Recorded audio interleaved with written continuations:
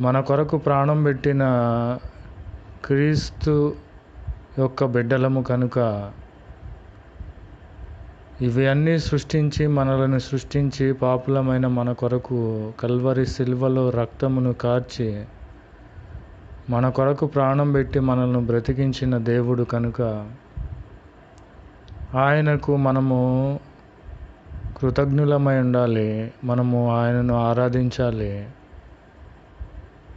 లోకరక్షకుడు, లోకమును సృష్టించిన సృష్టికర్త, మనలను సృష్టించిన సృష్టికర్త చివరకు మనకు కొరకు ప్రాణం పెట్టిన ప్రాణదాత ప్రభు అయిన యేసు క్రీస్తు వారే మన దేవుడు, మన రక్షకుడు,